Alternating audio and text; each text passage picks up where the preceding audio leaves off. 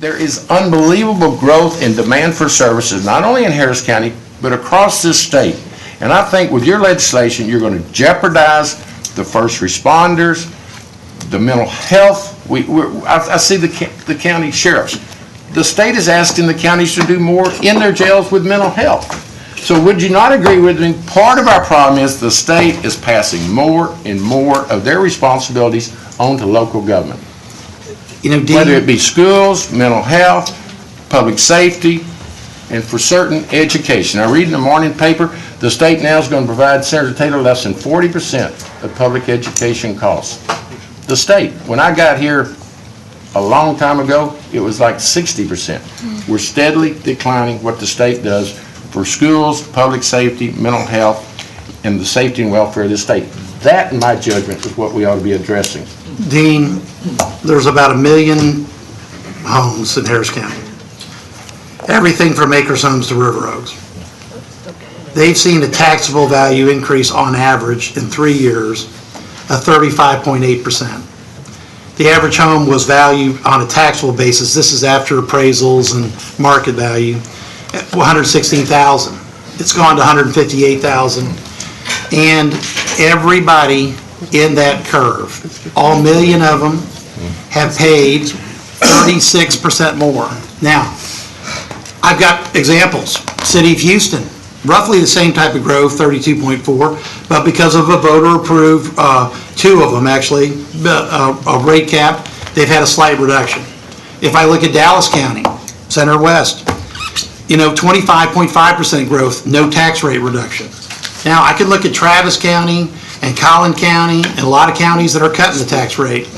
And the end result is you don't have this explosion of property tax levies because 12% a year, Dean, is too much growth for property tax levies. Bettencourt, and I will pass after making this statement. You can go on and on about the increase in the demand for revenue, but you never address the demand for additional services. There's going to be 1,500 people moved to Texas today. I mean, all those jurisdictions you're naming are bursting at the seams, and the demand is there. And Alan Owen's been mayor of Missouri City over 30 years.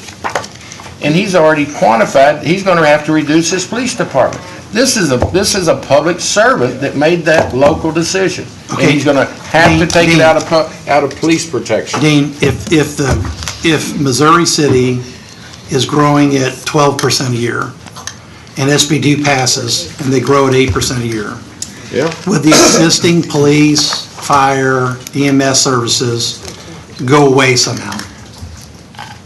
Absolutely, he's going to reduce his personnel. Okay. This is not This is not a guess. It's an absolute. And you and I are not the best one to make that decision for Missouri City. Okay, Dean. Let me make sure I restate the question so you can. So I want to make sure you answer it.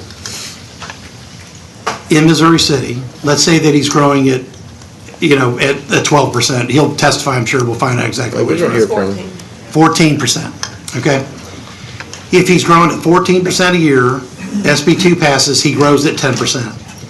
All of his police and fire and EMS exists today.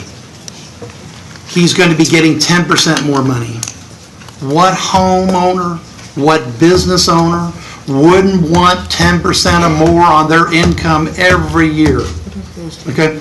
So, and I can only speak to this, as I was a tax assessor for 10 years. I kept my budget nearly flat. There's some people in the audience that helped me do it. Okay, but for 10 years we took on more work and did more with less, and ended up with one of the most efficient shops. So I can only tell you what I did as a tax assessor. And if for 10 years, if I could hold my budget flat and pick up nearly double the number of taxing jurisdictions, or workload that we had to take on.